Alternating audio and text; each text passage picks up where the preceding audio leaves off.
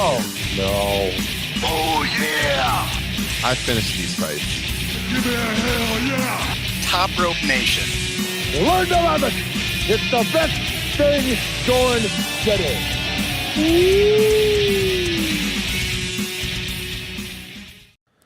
Here we go. It is Sunday morning. Night one of WrestleMania 38 has concluded about 11 hours ago. We slept on it. We're ready to break it all down with all of you streaming live right now on YouTube and the various platforms. My name's Ryan Drosty, joined by Kyle Ross and Justin Joint. And yeah, we're just going to give you the run through of the show, our thoughts on it, hopefully get you involved as we go. Justin Joint, how are you feeling this Sunday morning?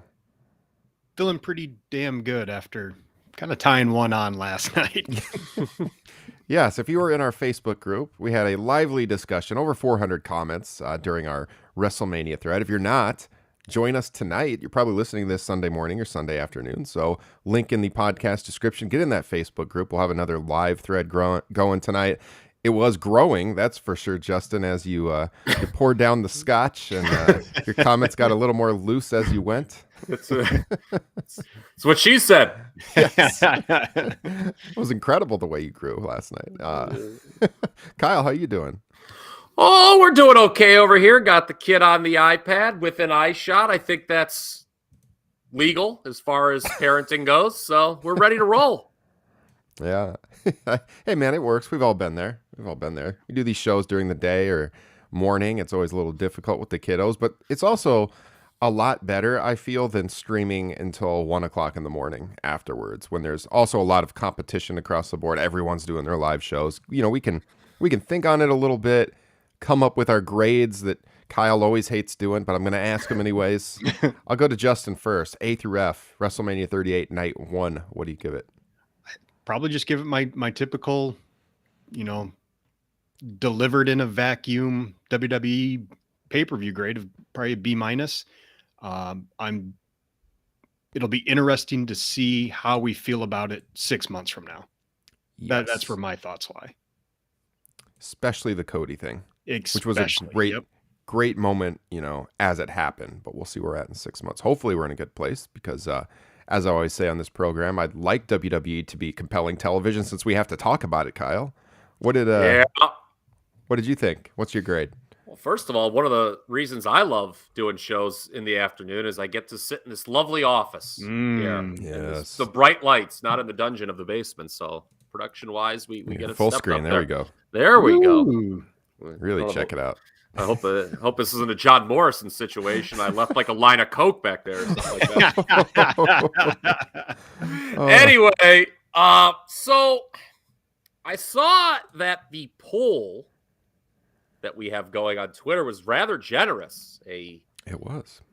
I believe over 50% of the people gave it an A last night. Yeah, 57% right now, A. 31 B, 8% a C, 3% D or F is the score as of right now with 125 votes. Okay. Given the extraordinarily low standards set by the modern WWE, I suppose I could see how one would give this show an A. By the WrestleMania standard, this show was not an A. There are like 6 WrestleManias I would give an A to, and this wasn't one of them. That being said, do we think last night was better than either night of last year's show? I think yes. My initial inclination would be yes. Mine too. And, thinking back, I can't remember what we gave it at the time. It's why I hate this exercise, because I feel we're like typically too kind in the moments. Unless if, I don't know, there's something that really personally irks me. Looking back to last year, I would probably give the 2 nights a C and C-. Mm-hmm. And I agree this was better, although most of the way through, this was pretty comparable to night one of last year. You had Bianca in the match of the night.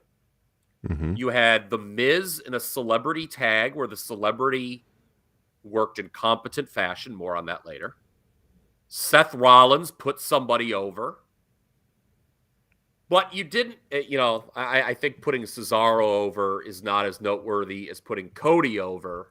And then on top of that, you have the Austin thing. I'm going to go a B for now, but I reserve the right to drop that at any time I feel like it. I actually found the poll results from last year on our Twitter page. Let me share this here on the video stream, and you guys can see what I'm talking about. So I think that this is going to mirror what we see this year. We'll see tonight, but last year, night one was basically evenly split between an A and a B. So yeah, to say this year's was a little bit better matches up with that for sure. And then night two last year, we had more for the B range. And I do feel like heading into tonight, it feels like night one is going to have been better than night two, but we'll see. Yeah. So, well, yeah. you know, of course, we love our listeners and all the feedback they provide us. I was wondering what like the three of us gave it last year. Yeah. Because I legitimately cannot remember. I can't remember either, but probably bullied by the WWE Universe into giving it a high grade. Yeah. Yeah, I've been kind of going back and forth between a B and a B plus. I can't give it an A like the listeners have overwhelmingly done, but I'm like B to B plus kind of right now.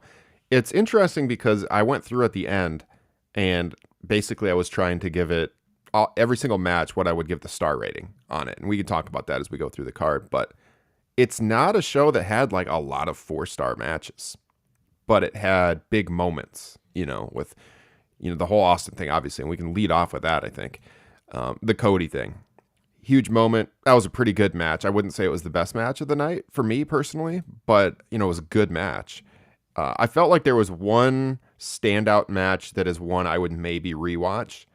If I was going to rewatch, and that's Becky and Bianca. If I was going to rewatch Cody and Seth, I'd probably just watch Cody's entrance over and over, personally. That was more like a moment thing for me. It was a good match, don't get me wrong, but it's not a match I'm going to rewatch. And then, Ronda Charlotte, it was a solid match, but it wasn't a great match. I wouldn't have that over 4 stars. So it's not like we go through the AEW pay-per-views and we're like all these multiple 4-star matches. And it wasn't like that, but it was an entertaining night. It was 4 hours and I didn't feel like it dragged. I felt like it went by pretty fast personally. Yeah, I'm kind of in the same boat, especially compared to some of the previous WrestleManias. Once we got past the 2 SmackDown matches to start the show, I was basically entertained throughout. Mm-hmm. Yeah, exactly. That's a great point. And you had that in our live chat that it was like you were watching SmackDown, and that's how I felt too. It's like those first 2 matches. That's the problem with having to get everybody on WrestleMania is you get matches that you feel like you see every week, that don't feel like WrestleMania matches. To me, the show dragged in bits because there is a lot of filler. Like commercials. Yeah. I mean, yeah, that's true. Yeah. Cricket Wireless, Snickers. Do we need this? So I was watching the Final Four at the same time, and that kind of helped, to be honest, WrestleMania go by, because during the commercials or the video package, I could just mute it and, turn the volume on the game up. But, tonight I don't have that luxury. So it's going to be interesting to kind of compare and contrast how tonight's proceedings feel relative to last night. The fun I had also was probably colored by the entertainment and fun I was having on our Facebook thread too. Yeah, the commercials. So I'm on like the $10 tier on Peacock, so I don't see the same commercials. That's where they would be playing like WWE video packages. That's what I kept seeing throughout. Well, I have the $10 tier too, and I mean there was like Sheamus was, he was angry at some fan, and the fan's girlfriend was telling him he ripped him on SmackDown. I thought you meant like actual product commercials. I didn't see that. They were all like WWE related, but yeah, they were. It was a WWE stickers commercial with Sheamus. Okay, or like in Cricket Wireless was somebody else. I think it was like Charlotte Flair. So we're seeing those a lot of times when the $5 tier is getting actual ads, I guess. But I've never been on the tier. I don't know for sure. But I think they play actual ads. So that's why they do that. And yeah, I agree. There was a lot of the video packages constantly. It's almost like they assume the people watching don't watch weekly television because they have some really complex, very complex video packages showing you absolutely everything that led up. So I agree that did get a little long.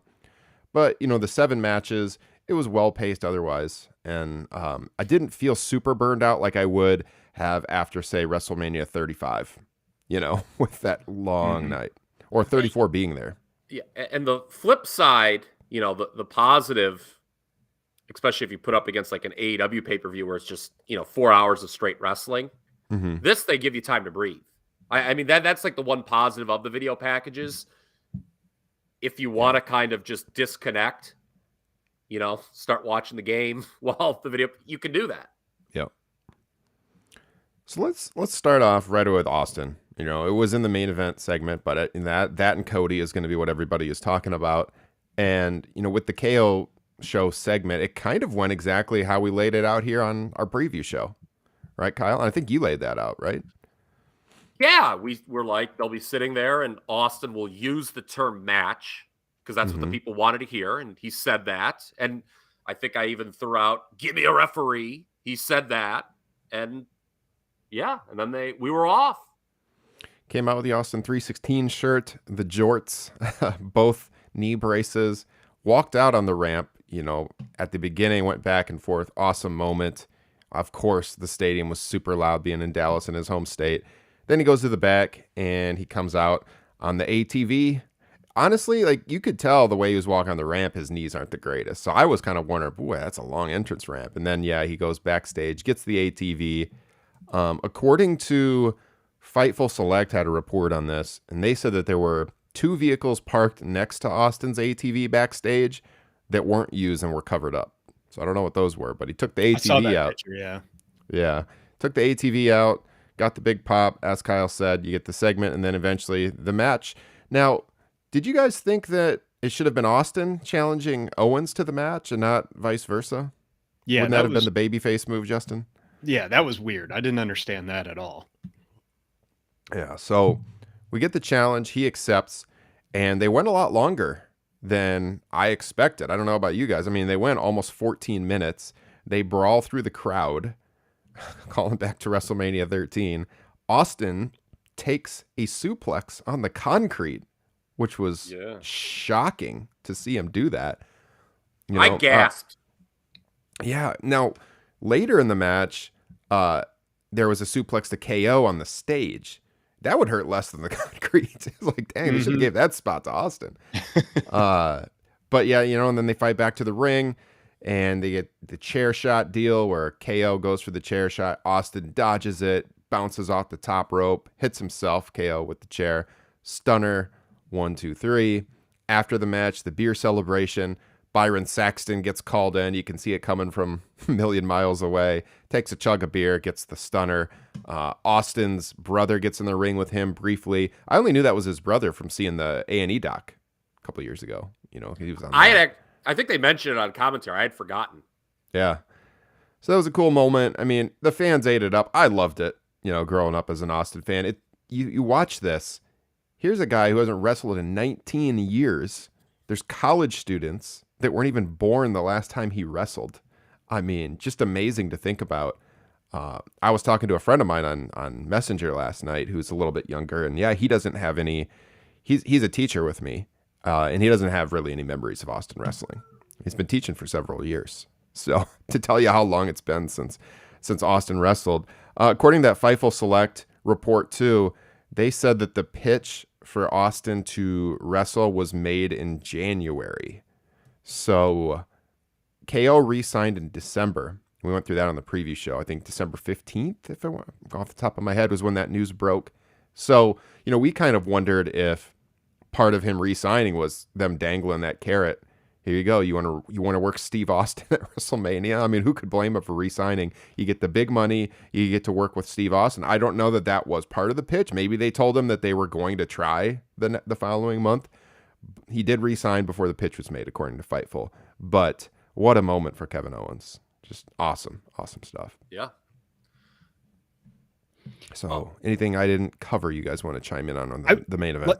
Like you, I was pleased it wasn't just like the punch and stunner, then go home, that it was, they actually had a match. Yeah. You can nitpick it if you want. Some of Austin's stomp in a mud hole kicks looked pretty suspect. But frankly, I think it was one of the better beer commercials I've ever seen.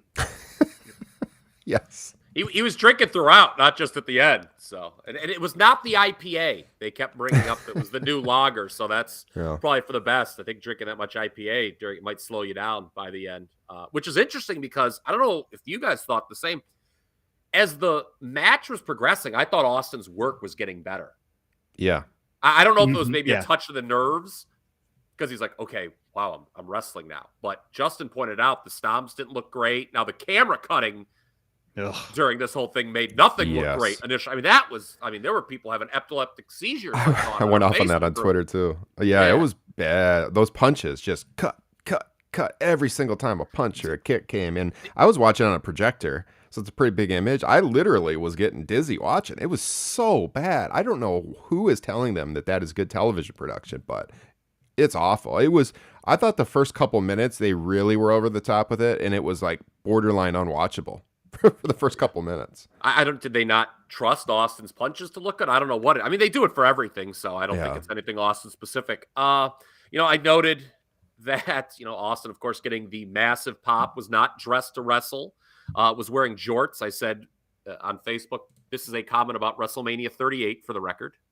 Didn't think I'd be talking about jorts and WrestleMania 38 in the same sense. I thought Austin should have had tearaway jorts, by the way, and had the black trunks underneath. That would have been a hoot and a half. You talk about. I thought Owens did a great job in this. Yeah. Mm-hmm. Even when he came out before Austin came out and just, the promo beforehand when he did lay out the challenge, I thought he came across as really strong. You could talk about how, well, what do you do with Kevin Owens now? He just, was beaten by a guy who went wrestle. But look, man, this was, I'm sure, Kevin Owens' career highlight, if you ask him. So who am I to argue with the person himself? It was fun, and it did deserve to close the night, I think. In retrospect, this would have been very hard to follow for anybody, even Bianca and Becky. Yeah, I agree. Yeah, so, I mean, apparently Michael Hayes was the producer for the match itself, and this is a hard one. When I went through to give my star rating grades, and if we talked about that on the show, how do you really rate this? I mean, it's a brawl. It wasn't like a great wrestling match, but it was like a moment. As like a pure performance star rating, I don't know. I mean, 2.5 star match. It wasn't like there's 3 matches on this show that I would really struggle to assign a grade to for various reasons. So the people were happy. Right. And, we need to talk about this. Okay. Austin wrestling a match. Cody being the surprise in the middle of the show. Go back to last summer. CM Punk showing up on AEW TV. I know there's some people who just love to be swerved or have these complete shock surprises. But to me, over the last how many ever months, less than a year, you're seeing the power of something that is heavily teased, but not outright told, and it's still a surprise, and the people love it way more than if it was just an out-of-the-blue surprise. And that's the way it should be. Sometimes you want to pull the shock move. But to me, when you build it and get the people interested in something, like, oh, maybe this is going to happen, maybe this is going to happen, and then it does, you see how the people react. Yeah. Well, should we jump right to the other surprising part of the show before we go through some of the undercard stuff? And that's the Cody, the Cody debut. I think we should hit that right off the top here, because that's what everyone probably wants to hear us talk about. So, the worst kept secret in pro wrestling over the last several weeks. Cody Rhodes coming back to WWE. There were a lot of people. There were people who were trying not to believe it. Yeah, that's true.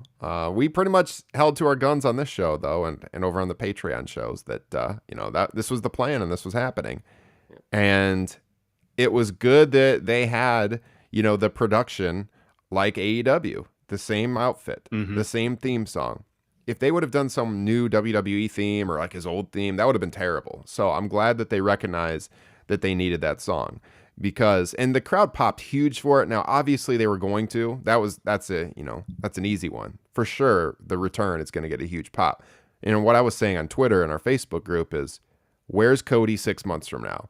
Because US title, IC title, that's not good enough. This guy needs to be in the world title picture. Yep. Yeah, seeing as it gets you on WrestleMania SmackDown, I'd say it's not good enough. Yeah. I mean, if this guy isn't in the mix at the top of the card, I don't know, as much as we will rave about this and how great it was, in the end, where are we at 6 months from now? That is the real story. But it was a hell of a moment, you have to admit. So I mean, it's vindication for Cody that everything he did over the last 6 years worked. He built that character, and for the audience to react to that character, the WWE audience proves he was right all along. And he gave an interview to Variety before the event that was posted like right when he returned. So they're just waiting to publish that thing. And he talked about how, he met with, I think, Vince, Pritchard, Khan, and basically was told that it's not broken. They're not going to try to fix it with the character. Wow, for them to say that, it's pretty amazing. They must have really wanted this guy to return because they're always trying to fix stuff that's not broken. But they trusted him, and it worked out. Maybe they should trust the talent more often.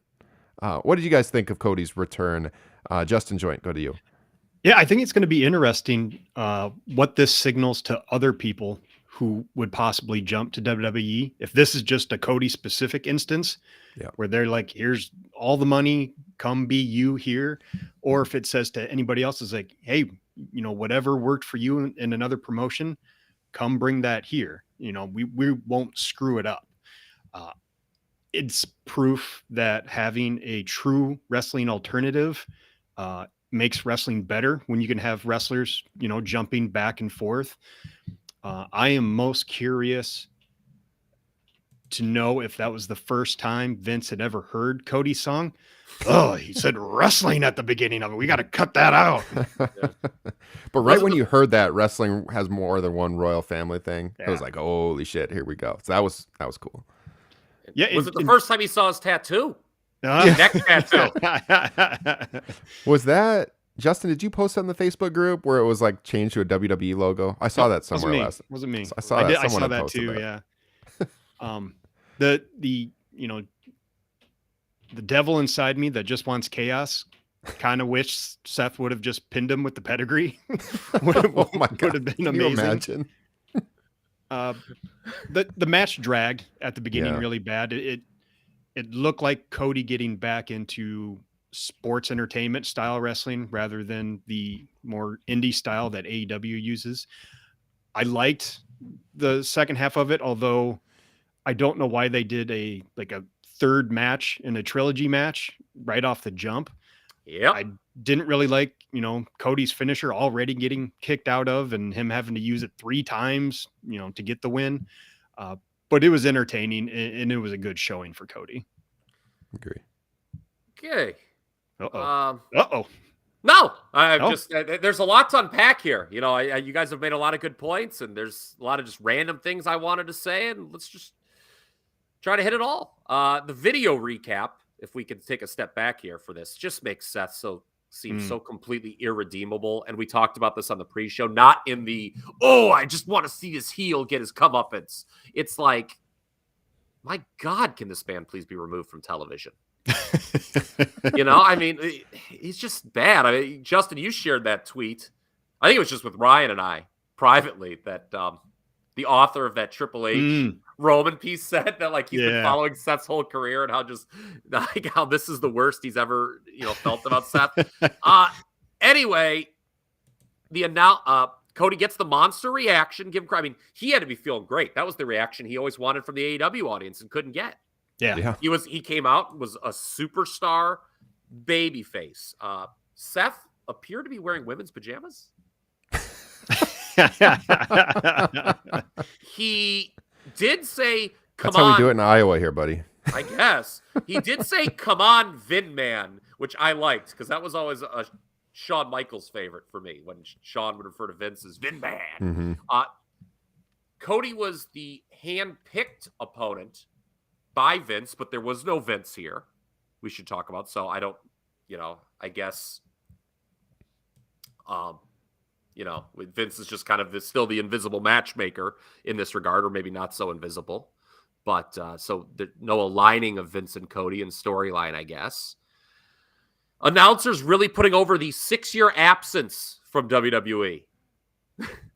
You know, they did not obviously mention AEW, but they go, oh, it's been 6 years since he's felt like a shoulder tackle like that or something like that. Seth did get in a welcome to the big leagues, bitch line during the match. I'm sure that will go over well on social media.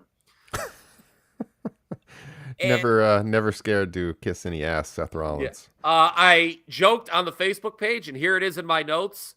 And then the bell rang. In all caps, because kind of what Justin was saying, okay, we have the great surprise, and then we had what was exactly what you'd think a Cody Seth Rollins match would look like. And that was a great comment by you. It was like a third match of a trilogy almost. And I don't know if that was worked appropriately. I don't think so. Shouldn't this have been shorter? I mean, I get you want to protect Seth. You don't want to just squash him like he's the honky-tonk man at SummerSlam 88. But you think about it, and he's not prepared. Okay, yes, everybody on the freaking internet knew it was going to be Cody. But Seth's character didn't. Shouldn't he be caught off guard and kind of beaten quickly? Because this match did drag at a point. I was just like, holy God, they're losing me here, man. Like, I don't think this is the right way to work. Why is this going so long? All caps in my notes. But at the end of the day, what matters, like you said, Ryan, is Cody 6 months from now.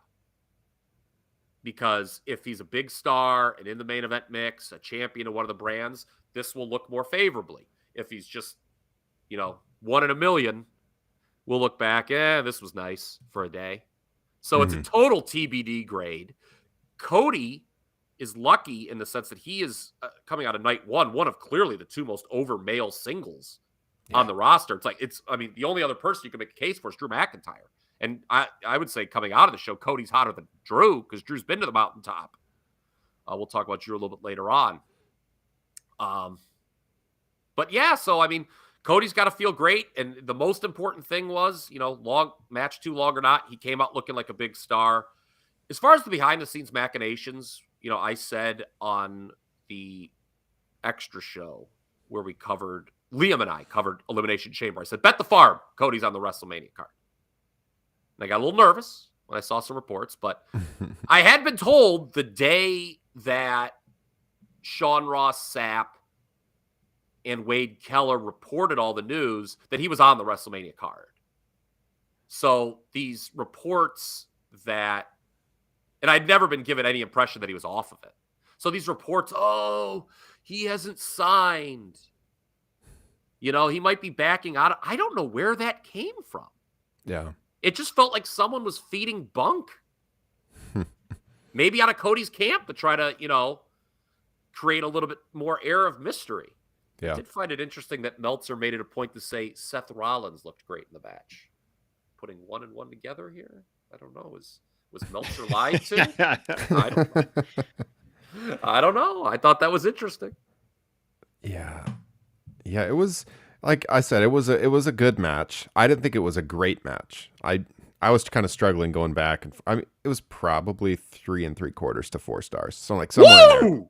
That's where I would have it. Probably closer to 3 3/4 though. To me, in the end, the only match I had over 4 stars was Becky Bianca on this show.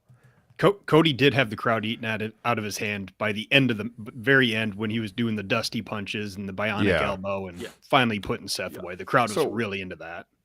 I wanted to ask you guys about that because it took him 3 crossroads to win. So he does the crossroads twice, then he does the dusty punches, the bionic elbow, and then he hits another crossroads. And they were selling on commentary, he wants to make sure he has him beat. But wouldn't it be better if he just hits it one time and really put over that finish? Yep.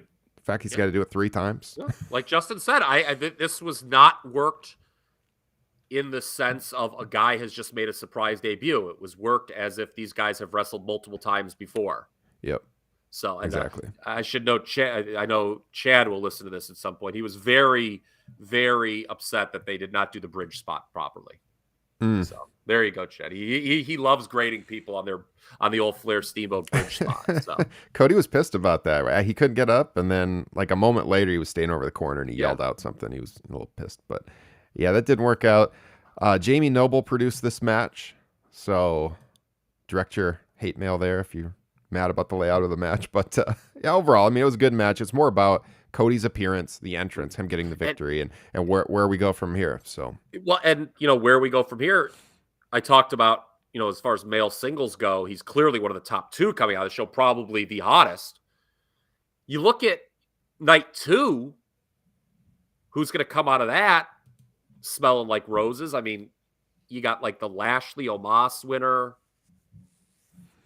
AJ and Edge, and then obviously the Reigns Lesnar winners on the top. But I mean, Cody is probably going to be hotter than everybody except whoever wins Reigns Lesnar. Yeah. Hopefully he doesn't get the AJ Styles treatment. When AJ had the big debut and big match at WrestleMania, which he lost. Yeah, but so then he immediately went into a 2 pay-per-view run where he lost to Reigns both times. Yeah. Granted, that didn't completely kill his momentum, but it could be argued he lost a little bit. God, you know what I don't want to see is Cody and Rollins continue this program. It makes sense from Rollins' character's perspective, though. Mm-hmm. I'd like to see him move beyond right away. Yeah, that's what makes it all the more weird that they had this match instead of something that they could have actually dragged out for a longer feud. Yeah. All right, should we start at the top then and then work our way through the rest of the card? Sure. All right. So there was no matches on the 2-hour pre-show. 2-hour pre-show, 0 matches. And then they ran long. So as you've probably read about by now or noticed during the show, they actually had to cut the New Day versus Sheamus and Ridge Holland. No update yet if they're going to add that to night 2, do it during the pre-show during night 2. That was unfortunate. Was there an update? I thought somebody said that it might be added to tonight, but I didn't click the headline. So it doesn't mean anything, but it is on Wikipedia. So I got the latest Fightful Select up, and they couldn't confirm that it was going to be added. So he said it says it would be easy to move it to night 2, but as of the end of night 1, that wasn't confirmed. Okay. But I don't know. It was later promoted on WWE.com though, so maybe they are doing it. It's in the same bin as British Bulldog versus Berserker, Kamala versus Bam Bam Bigelow. You got 6 hours, including the pre-show. How do you not get that match? Yeah, I'm sure they'll do it. How do you run out of time? You're right. They can just put something on the pre-show. The 10-man at WrestleMania 10 that got moved to Raw the following night. Mm-hmm. So yeah, that's unfortunate. They were cutting promos on the pre-show for it too. That's just astounding how you just you lose time. You have that much time in a show. I mean, there weren't a ton of matches, so yeah. No, and the first match. It also begs the question: why even schedule if it's that not important? Yeah. No, the first match we had an injury in, so it was the Usos, defending the SmackDown tag titles against Nakamura and Kyle's boy Rick Boogs, who I'm going to be easy. I'm going to be easy on Rick Boogs here for obvious reasons. Yeah, he tore his quad in the match, legit injury. Now that match only went 6 minutes and 55 seconds, and according to reports backstage, they had 20 minutes set aside for that match. So running long, they cut 13 minutes right there, and still didn't have time for the New Day match. They were going to give these guys 20? 20 minutes was slated for this match. It was budgeted for 20 minutes with entrances. 20 minutes. That's another thing. That is crazy that these guys lost 13 minutes and they still didn't have time for that New Day tag. Huh. Yeah. Coming in, I thought this was a hell of a choice for an opener. Yep, that was my thought. I'm being facetious in that regard. That's not a compliment. I was having visions of allied powers against the Blue Brothers at WrestleMania 11 in terms of my excitement level. A twins tag team involved as well. But yeah, Boogs, it was obvious as soon as he suffered that injury, it was over. And, they went home real quick. I mean, the ref checked and you could just, the way the knee buckled, it was, you're like, oh boy, he's seriously hurt. And then he rolled out. The announcers did the dreaded, it's like a handicap match, and they just went home with the 3D. And, I make fun of the guy. I did it a lot in the pre-show, but I honestly feel terrible for Rick Boogs because he gets hurt in a Mania match where he was getting some shine and some spotlight. He was the first guy out of the curtain, right? Yeah. To start WrestleMania after the intros and everything. Yeah. The whole thing is they were doing those power moves, for him, and he could easily be forgotten, with a long-term injury like this. And he's got a history of knee issues too, so that's no good. Yeah, if you didn't see it, he went to lift up both Usos and his knee just buckled like immediately after the second guy got up. So yeah, that was pretty brutal. Obviously, thoughts out to him. We rag on his character a lot, but we don't want anyone to get hurt. So that was really, really unfortunate on this kind of stage. So yeah, it wasn't much of a match because of that. As Kyle said, the 3D or the 1D as they've been calling it, gave the Usos the victory. They retain. And right after that, they go to Drew and Happy Corbin. Yet another one that didn't really feel like a WrestleMania match. So they're kind of like 0 for 2 at this point early on in the show. It felt to me like, I thought one of those women's matches was going to lead off. There was reports that Becky and Bianca was going to be the opening match for weeks, that was the case. But maybe they shuffle at the last second. That ends up being match of the night, as we'll get to. But yeah, these two, nothing really to write home about. Drew and Corbin with Madcap Moss out there. 8 minutes and 35 seconds for this match. Of course, McIntyre goes over. So thoughts on this match? Either of you feel free to jump in. Okay. If you watched the pre-show, the 2-hour stupendous pre-show, you would have noticed that Madcap Moss changed his suspenders and shorts for the main card. I don't know if I guess he has a pre-show suspenders and a main card suspenders. I saw a lot of people reacting to this on social media. The big thing was Drew McIntyre kicked out of End of Days. And I was anticipating that.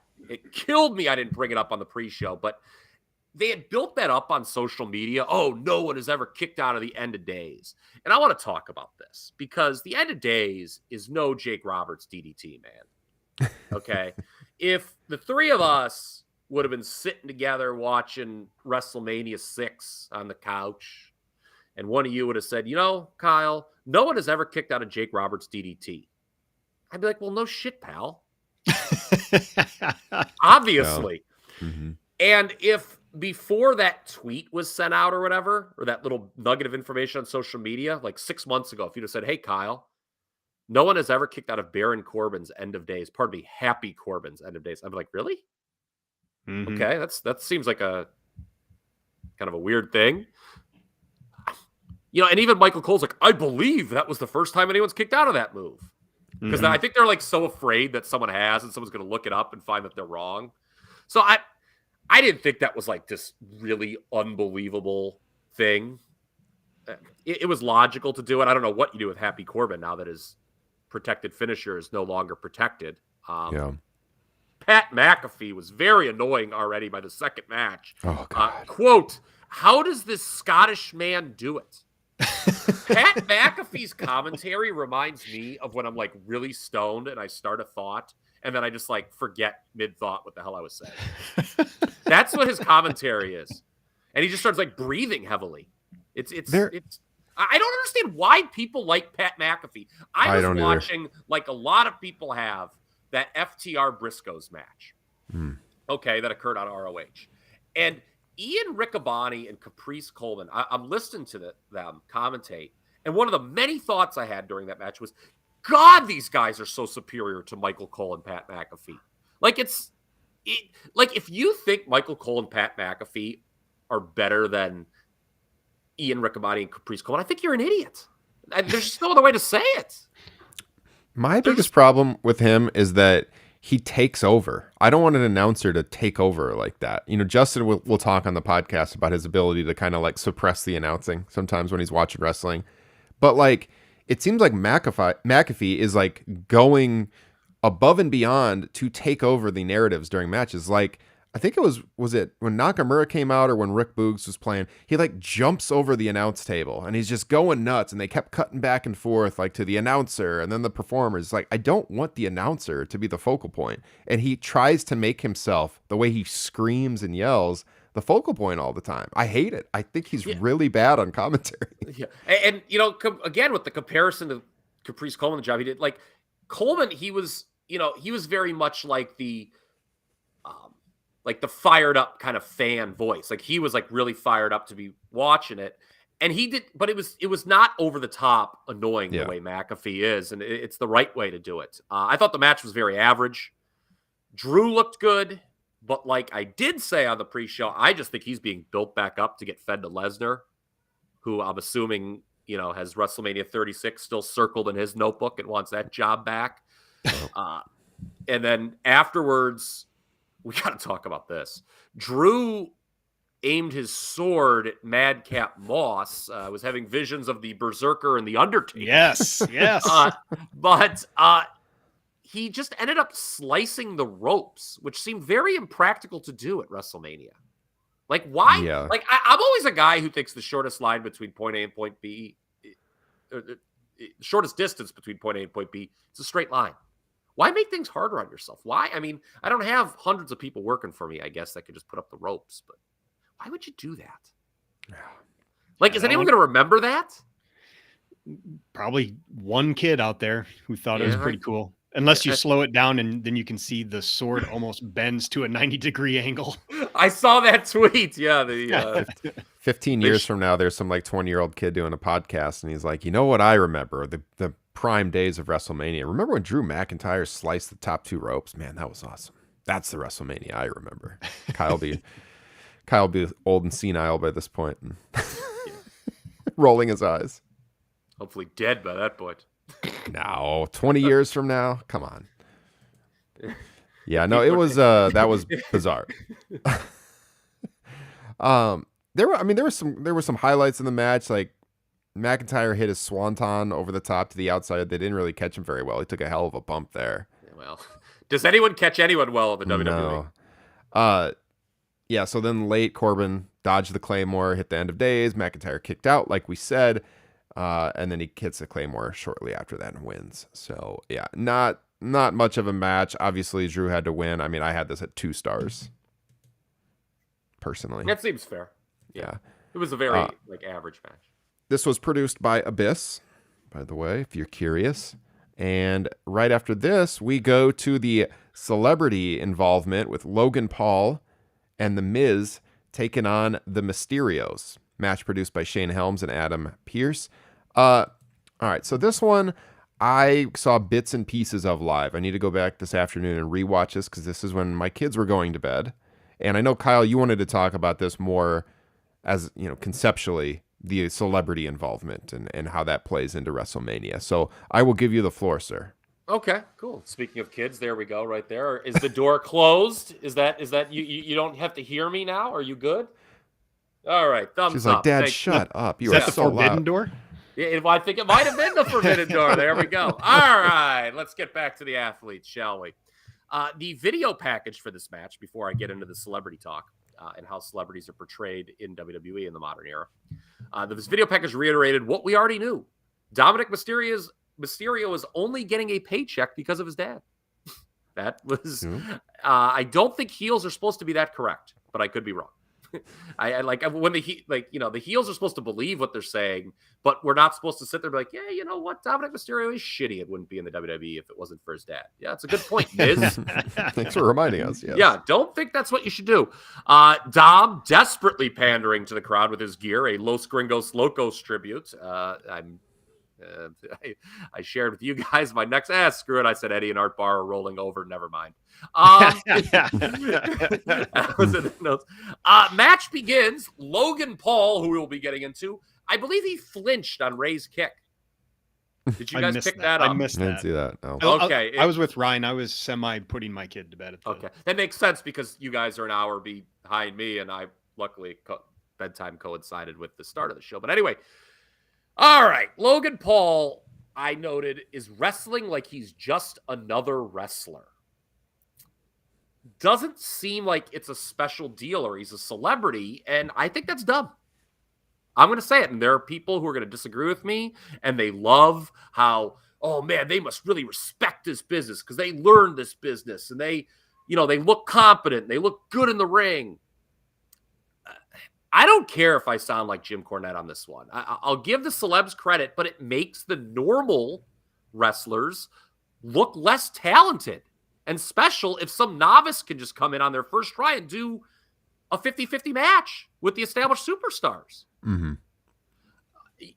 you know, people like raved over Bad Bunny, and they'll, probably rave to a certain degree about Logan Paul here. He does look competent, but they look competent in a way that they're just wrestling on weekly TV. Is that what you want from your celebrity? I compare it to someone like Kevin Green back in the day for WCW, Great American Bash 96, Slamboree 97.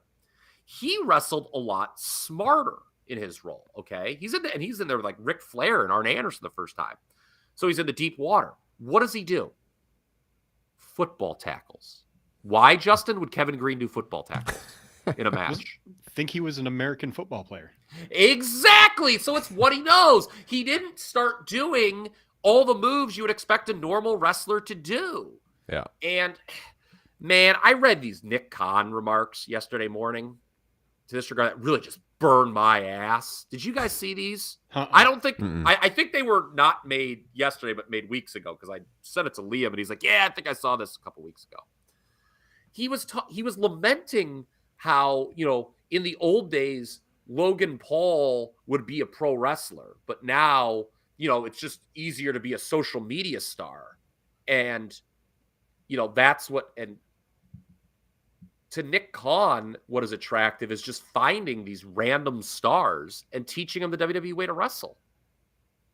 Like if it was up to Nick Khan, that's all WrestleMania would be, is these celebrity matches where it's like, oh, hey, look, celebrities, they can wrestle too. Why would you do that to your full-time roster? Well, he's on his way, man. All these roster cuts, maybe that's his end goal. I guess so. So, wasn't that like a Vince Russo take too, where he just wanted, like, he just wished it could be like training celebrities to wrestle? Yeah. Logan Paul did a nice 3 amigos and a frog splash, I guess. I'm not repeating what I just wrote in my next note. It was about art. It was about wanting to do as much cocaine as Art Barr on that fateful night. That's not about. Miz pitting Rey Mysterio was a choice, I thought. Oh. The Mysterios are losers, I've noted. And then Miz turns on Logan Paul. Yeah. Is he now a face after embarrassing the Mysterios? You can't make Logan Paul a face. Byron Saxton says, I'm confused. I say, you aren't the only one, Byron. Yeah. Justin, help me out here. Yeah. Yeah. It makes you think that they either have something planned down the line, or they thought by Logan Paul putting on a good show in this match that the crowd would maybe have cheered for him in that moment, or booed Miz, which was not the case. He got a huge pop for that. Yeah. Yes.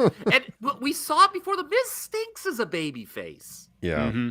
I get that he's a hard worker. They like him. He does the interviews at 5 a.m. on all the morning radio stations, but he's a bad pro wrestling babyface. But what do you guys think about my take about how these WWE has these modern celebrities work, where give them credit, they try, they look competent, but it makes the wrestlers not look special?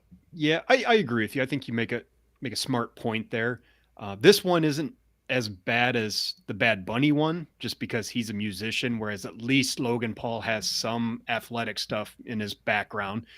I don't know what, as far as Kevin Green goes in this instance, I don't know if you have him just do more boxing stuff, maybe a little bit of Mr. T, but from what I saw of the match, I was entertained by it. I enjoyed it. I thought the card in general, there was, one great match, one good match, and 2 entertaining matches. And this was one of the 2 that were just entertaining. Yeah. Just some other small things I'd point out from the matches. I enjoyed Ray and Dominic popping up from the stage. That aspect of it, that was fun.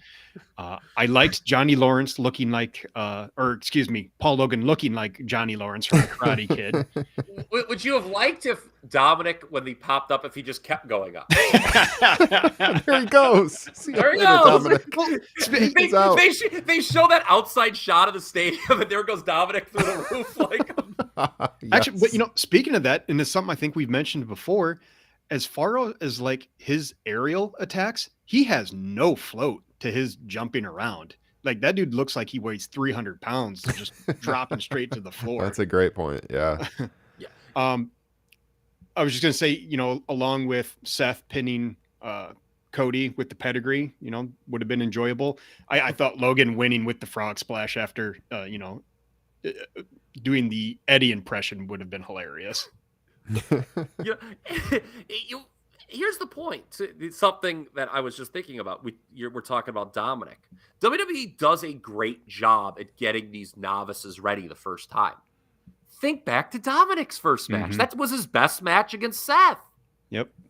But it speaks to the art of pro wrestling, how when these guys, and if the celebrities had to do the same thing Dom did, how he's on weekly TV now, it would be the same thing. They would just, they'd be exposed if they had to work on the weekly TV. Thankfully for them, they don't. I just think it's such a mistake to have the celebrities. They don't. It's not even like it's just like so impressive. It's just they just like Logan Paul was working like he was, Dennis Condrey or something, just in a normal tag team. Yeah, I agree with how you said the modern use of stars, because it used to be that they would bring them in to supplement the existing stars, but now they're kind of placed on even footing with the existing stars. Remember back when they brought in Butterbean and what a disaster it was that he took out Bart Gunn like so quickly, and they were pissed about that. Like with today's mindset, they'd be overjoyed with that result. Probably, right? Yeah. I mean, I 100% agree. I don't think that it's fun to see them out there, if you're fans of the people and stuff, and it's fun to see them like do good, but they shouldn't be presented as equal to the superstars that you see each and every week. I they shouldn't work like that either. Thinking back to the late great Gorilla Monsoon, his commentary at the first WrestleMania when like Mr. T was like caught in a heat segment, like Gorilla, he's this guy's no wrestler. I'm paraphrasing here, but this guy's no wrestler. He's in trouble. He can't hang. He's got to get out of there. He's no match for these guys. And now it's like, oh my God, Dominic and Ray are so lucky to be sharing a ring with Logan Paul.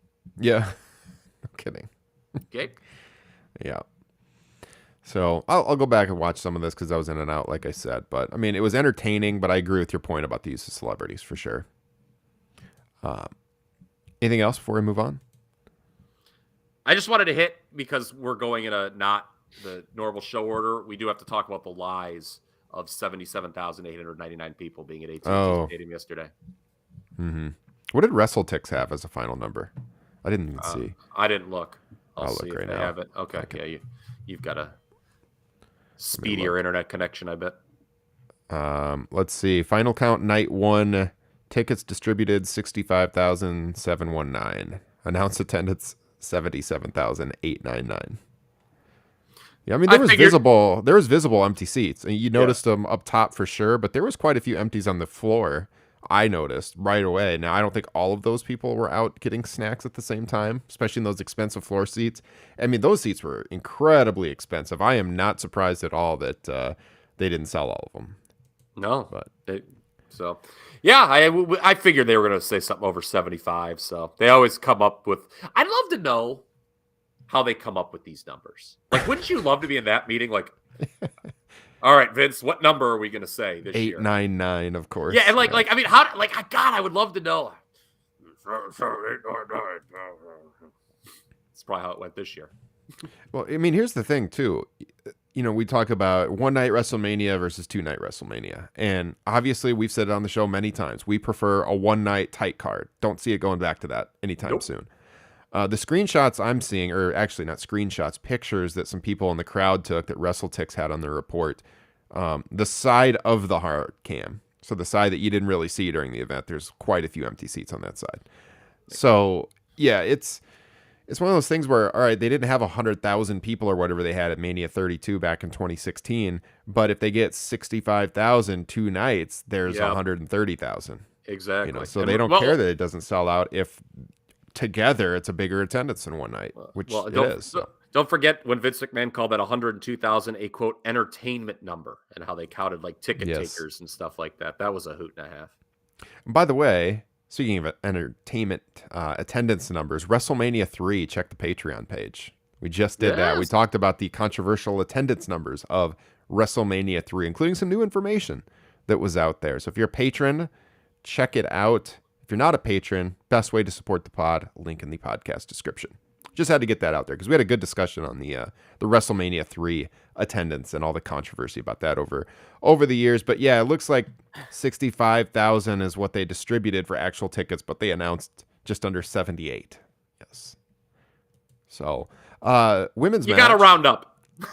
Yes. Round up to the nearest 78,000. Got to round up that 99 figure. Raw women's title match of the night for me and probably you guys. Becky defending against Bianca Belair. Now, no surprise, this match was produced by Molly Holly and Tyson Kidd, who recently returned. He had been off for a couple of months. Tyson Kidd always gets rave reviews for his production backstage. So him and Molly were in charge of this one.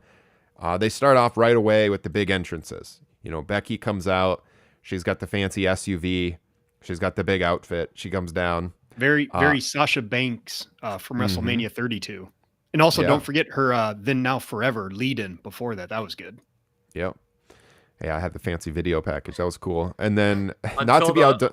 until the like, I guess, modern Saturday night's main event thing they do with the big time Bex graphic. Yeah, I don't That's like always, yeah. I don't like those either.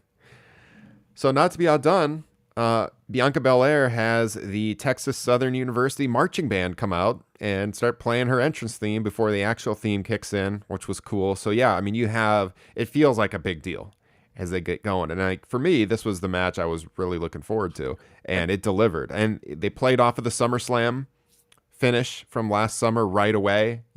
Lynch hit the manhandle slam right away into the match, covered. Belair kicked out instead of getting pinned like she did at SummerSlam right away. Right away, structurally in the match, it was just bang, bang, bang right off the bat. And you're trying to get quick pinfalls until they went out to the outside and Becky sent Belair into the ring steps and then, started getting the heat from that point forward. So, guys, thoughts on the match before we go through the rest of it, the entrances, anything I didn't hit on. Justin, I guess I'll throw it to you first. Part of me kind of wished Bianca would have won right from the jump with that KOD spot that Becky slid out of.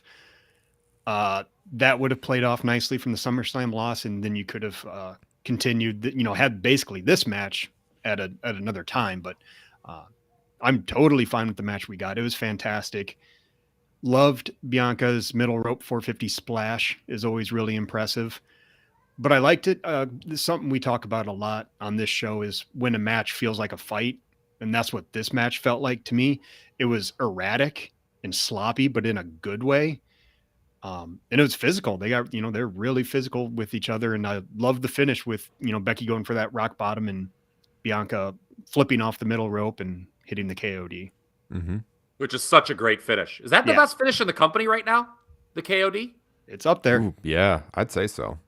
I mean, I know that the RKO is always gets a nice reaction in perpetuity, but I just feel like the KOD when she got it, the crowd was fired up and was knowing that it was going to be the finish. And speaking of that, this going on in this spot, we talked about, was it going to open at first? Maybe some people thought it was, but this going on when it did, it gave me instantly more faith that Bianca was going to go over. We talked about that obviously a lot on the pre-show. The video package made this even appear like a coherent storyline, not one that started with a dumb idea and then was largely ignored and then come back to. Becky with that "you bitch" last Monday, that probably shouldn't have made the video package, but a minor quibble there. Crowd was, as you guys both noted, very into this. At first, they were into it not as a traditional baby face versus heel dynamic, but they were seeing two big stars line up for a heavyweight championship match. So that's good. Loved the false finish at the beginning with the manhandle. Yep. The crowd bought it too. That would have been something if Bianca would have done the same thing. I wonder how the crowd would have reacted if Bianca would have won the same way Becky did at SummerSlam, like you just said, Jeff. That would have been. I think they would have enjoyed it in the moment, but maybe seconds later would have felt like they were kind of cheated out of the match. Okay. Yeah. Would the New Day still have been cut off the card if they'd done that? Hopefully. All right. I wasn't so keen on Bianca being outsmarted again with the handshake deal. She extended the hand and looked like she was going to pull a fast one, but she ended up on the short end of the stick. I'm not sure how I felt about that, but these are just minor nitpicks. as is the fact that there was clearly some spot calling you could see on camera. But Ryan, you mentioned this. They were working with urgency at the outset, and I loved it. It was two people trying to win a match. It wasn't like a performance, like people just trying to hit spots and look fancy. It was two people trying to win an athletic contest. Loved it. The 450, Justin noted the rolling kick Becky Lynch did. I believe an homage to Molly Holly, correct? That's the Molly go round. That was brutal looking. That was brutal. The slow-mo replay was crazy on that. Solid. Lynch rolling all the way out of the ring after being thrown back in was a great spot. And the crowd, that got a good heel reaction. This was towards the end, right before the manhandle slam on the stairs. If you guys remember, I can't remember the spot that knocked Becky out of the ring. But Bianca throws her back in, and Becky just rolled the whole way out the other side. I thought that was creative. The manhandle on the steps was cool. Crowd reacted huge to the KOD, like I said, knowing it would be the finish. This was an excellent match. Loved and really appreciated how the finish occurred during halftime of the Duke, North Carolina game, which I had an eye on. And my question to the group now is, was this better than Sasha and Bianca last year? Oh, boy. It's tough to say. I mean, I think we have a situation where we haven't seen tonight yet, but Roman and Brock could be pretty damn good. So we'll see. But it could be 2 years in a row where Bianca Belair is in the best match of WrestleMania. I mean, she's starting a streak here, wins both years. They have a true superstar on their hands here. They did her no favors throughout the rest of 2021 last year. But she's still right there, man. I mean, just watch the way the crowd reacts to this girl. She's great in the ring. She has a great look. She does everything that's required of her. Get her some good merchandise, by the way. I talked about this last year. She had that huge WrestleMania moment, and my girls were so into it, and I went to buy them some t-shirts or something. They had nothing on the shop. I think she could sell a lot of merch. I think that she is, for the women's division, I mean, she is a transcendent star that could break through to the mainstream if they do it right. And better than last year? I don't know. I feel like I got to watch it again. I loved that match last year. And I love this match, too. I think they're pretty much on par. I had this at 4.5 stars, personally. Ooh. Yeah. So I had last year's at 4, Bianca and Sasha. I do think this was better. I went 4.25 initially. And I think what put it ahead was you didn't know who was going to win. This had more of good call. This had more of a are they gonna delay beyond? And sometimes it's funny. WWE's bad booking will sometimes accentuate a match in the moment because you're like, God, I hope they don't do something dumb, and you're not necessarily rooting for your favorite. You find yourself rooting for them not to make a bad booking decision. So it'll be interesting to see it on rewatch, how it compares to Bianca and Sasha. Yeah, for sure. So the Cody Seth match followed that one, which we already hit on. And so we're going to talk about the two women's titles matches back to back. That's the only other one we have left to talk about from night one. Charlotte defending against Ronda Rousey. Yeah, and this came right after that Fightful report that the New Day tag, I know we can't keep bringing up, was going to be cut. And in my notes, because this is right before Charlotte and Ronda in my notes, so I just want to bring this up. Fightful reporting a match might be cut for time, assuming New Day. Yet we are showing Austin Theory Pat McAfee video package and replaying the Rick Boogs injury. Yeah. Hello. Yeah. So Charlotte and Ronda, good match, not nearly as good as what we saw out of Bianca and Becky. Might be some controversy with the finish here, which we'll talk about. I thought you're going to say might be some controversy with you calling it a good match because Justin. I mean, when you said good match, Justin and I both had a facial reaction like we were about to rock a deuce live on air. I didn't say great. I didn't say great. I didn't say great match. Oh, good. Yeah. I thought it was fairly solid, but not anything I would ever watch again. The feud will continue because we didn't have the title change. All right, let me throw it to you guys then. Justin, go ahead. Your thoughts. I thought it was boring and sloppy in a bad way, unlike the Belair and Becky Lynch match. That double moonsault spot where she came off the top Oh. rope, missed, and Mhm. then missed again.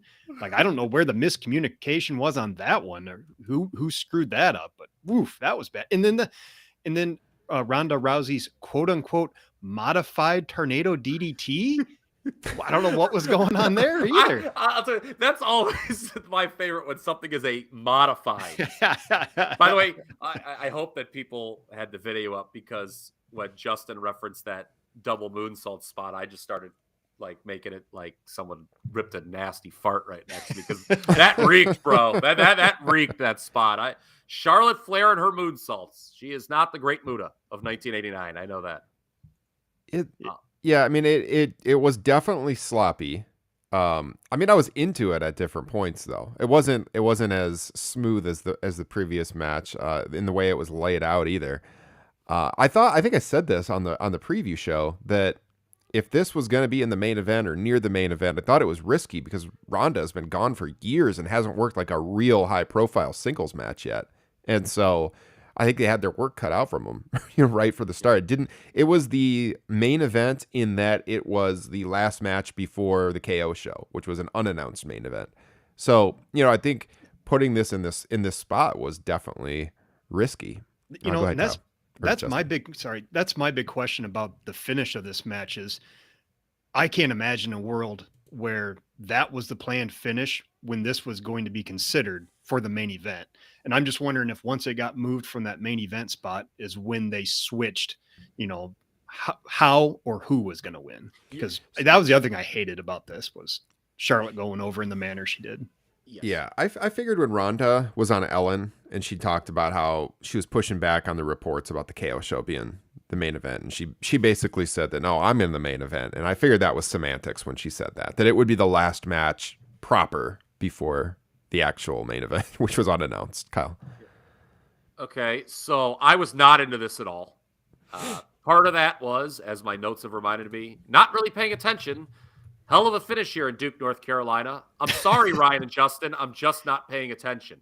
But I had it on, and I kept looking. I was like, and I'm like, God, this just doesn't seem very good. And they were in a tough spot following the superior Raw Women's title match and Cody's debut, and with the KO show to come. So, this wasn't a great spot to be in. They were already fighting the crowd. I believe someone on commentary compared Charlotte to the Yankees and the Lakers, like, a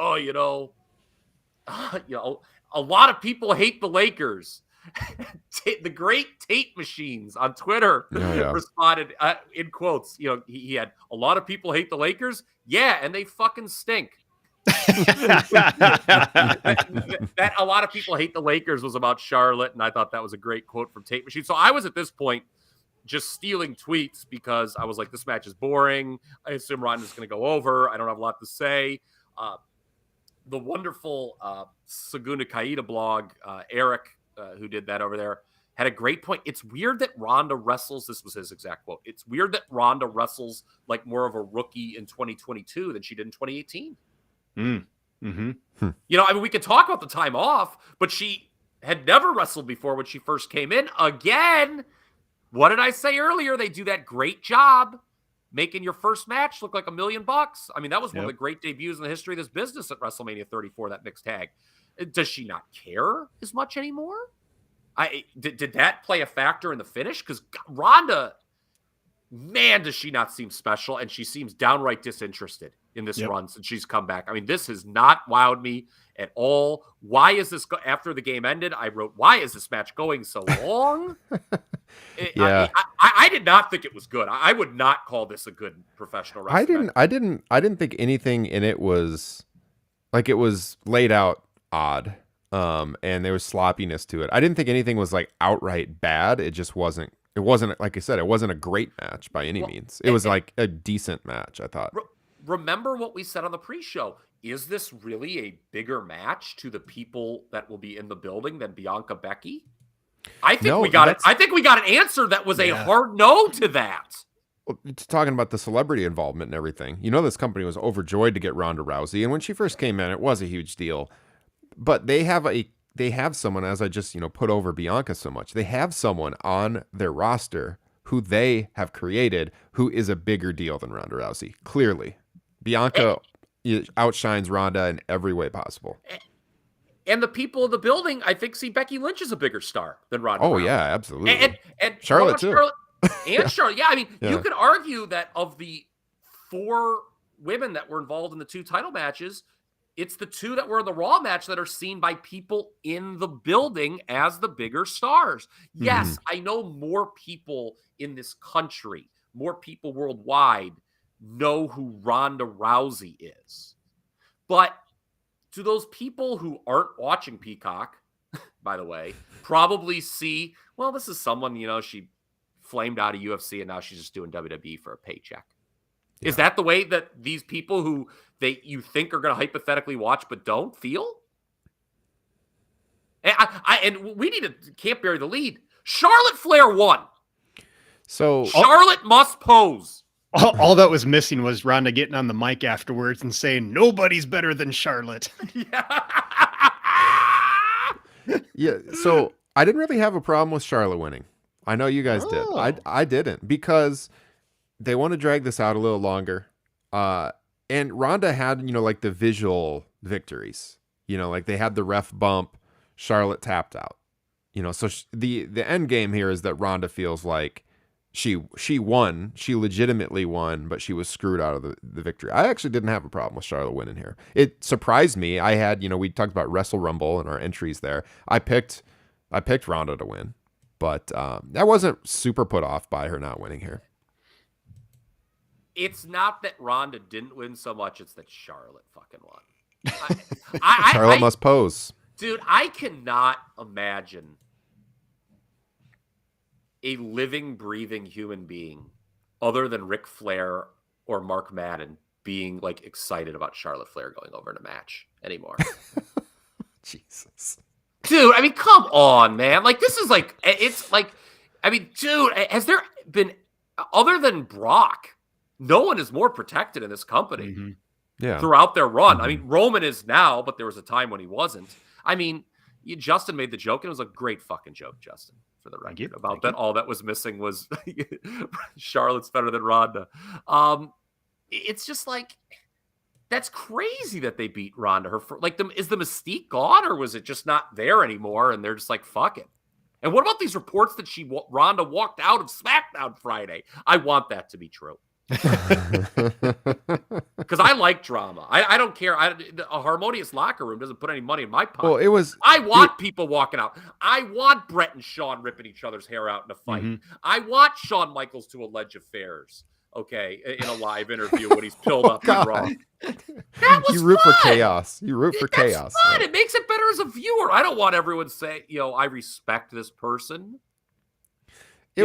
Yeah, I mean, but it was a screw job finish. Like they want you to think that Ronda really won, and then you got to see another match because she actually had her beat. So the finishing sequence was Flair was setting up the figure 8, Rousey kicks her into the referee, and then Ronda gets the armbar on, and Flair's tapping, but the ref doesn't see it.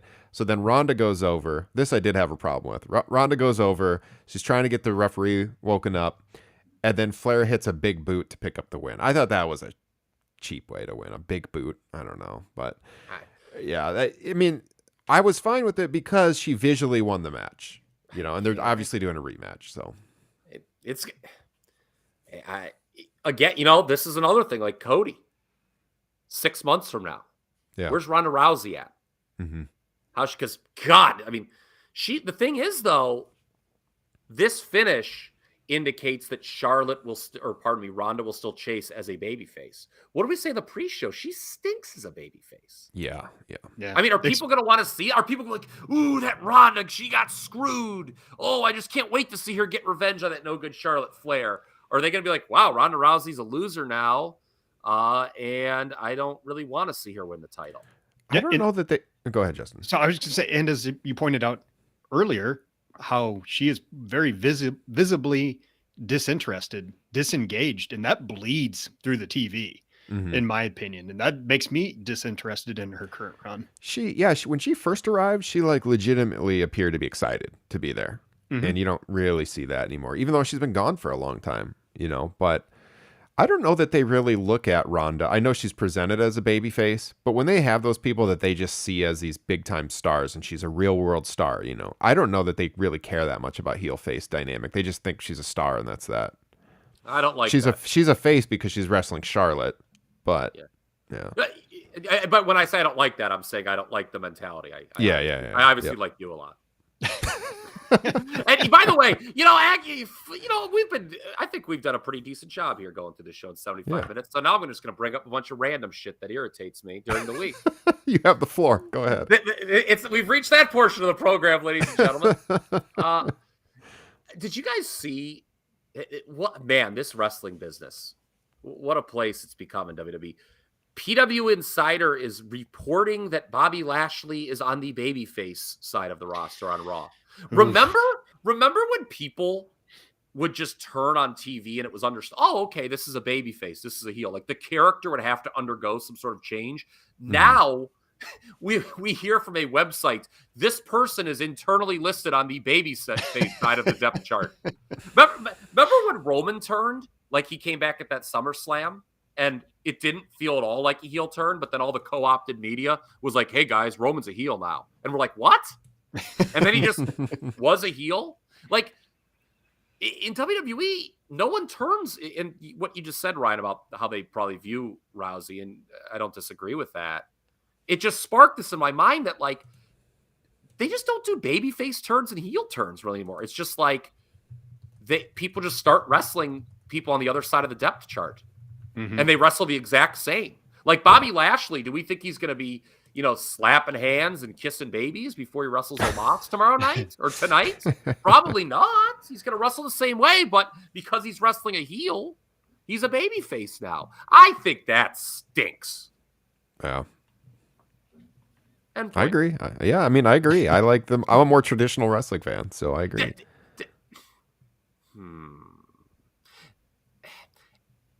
Like, does Vince just not believe in babyface and heel turns? I heard something that was like really dire in the last couple months about Vince McMahon. We talk about how we want this company to get better. And like, I'll fucking say this. Like, I don't think Vince like really even cares about angles anymore.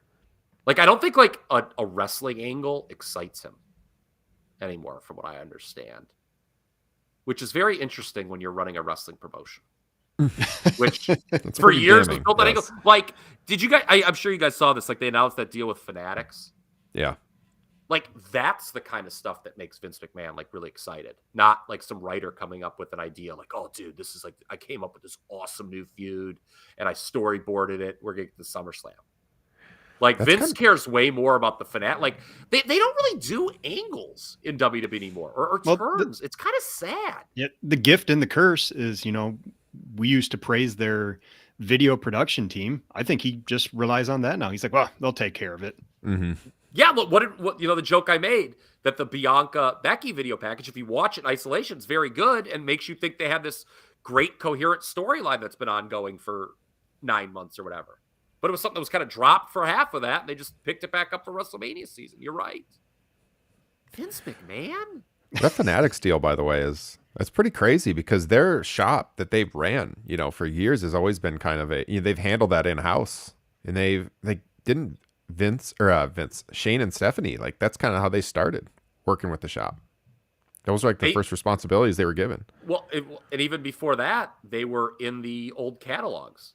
Yeah, posing with merchandise. Yeah, so that was a big news that they had made the agreement with Fanatics, and then Fanatics has a deal with Topps, right? Do they own Topps? I don't. So that's there's like a trading card aspect to this too. Okay. I think they own Topps now. So no angles, no turn, no angles. But Charlotte must pose. Yeah, we always get that. So, do we think night 2 will be as good as night 1? Ryan, you I think alluded at the top of the show. The answer would be no. There's just way too much that I don't care about. I mean, like the build we talked about in the preview. The build to Edge and AJ has been bad. I think they'll probably have a pretty good match. I am intrigued by Brock and Roman just because I don't know what they're going to do. And, they had a really good match at 31. 34, we were there. Not so much. This one, it's not going to have that dynamic that 34 had with like the crowd revolt. So it should be a pretty good match. But then you look at the rest of the card, I'm sure Johnny Knoxville will do some crazy stuff with Sami Zayn. I mean, I just don't care about watching Pat McAfee wrestle Austin Theory.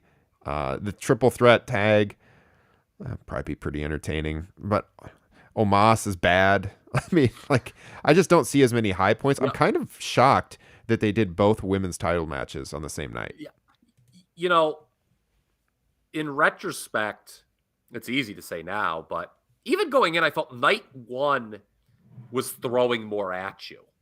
It had the chance for more hit. You know, you had both women's title matches, like you just said, Ryan. You had the Austin and Cody thing. And, you know, if they hit like 3 of those 4, which they did, I would say Austin, Cody, and the Raw women's title match were hits, then it's easier to give it a thumbs up. I don't know with this night too, other than Roman and Brock, what is going to really stand out. You know my feelings on fucking this Edge return. Okay. I don't know. Maybe they're going to work in a unique style and it's going to impress me. Or maybe it's going to be like every other Edge match. It's too long and it's an in-house WWE match that I've seen 100 times before and I just don't care about. I'm Fair. sorry. I was thinking about AJ Styles and WrestleMania. There was this tweet on, this is what you can cut this out, Ryan, because I know you Don't create more work for me. What are you doing? No. You cut this out because I know you're like, God damn it, Kyle, you're alienating the audience when you bring up things like. I saw somebody tweet like, "Hey, all you left wingers, what's a piece of right wing art that you know of?" And freaking somebody tweeted the Boneyard match. Oh no. I laughed so hard. I'll never be able to look at the Boneyard match the same way.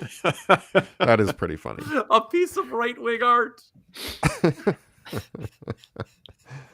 That's objectively pretty funny. I think I'll probably leave that in. Okay. I think it was nationally published troll, but I don't want to attribute that to him if I was wrong. But oh my God, I laughed hard. I have to watch that tag match, by the way, from Ring of Honor still. I'm going to watch it this afternoon. You talked about it earlier in the show, but I am looking forward to checking out FTR and the Briscoes this afternoon. Get me warmed up for WrestleMania night, too. I wrote it on the Facebook page. Professional wrestling is the opposite of rocket science. Okay? It is a form of entertainment that can be consumed by children. All right? It is not hard. I know we're all 40 and that makes us kind of feel bad, but it's the truth. Okay? It's very key. You figure out what's something that the fans might want to see. You make them want to see it more, and then you give it to them, and then hopefully the wrestlers perform in a meaningful and in good fashion, and that's exactly what this was. Yep. Oh.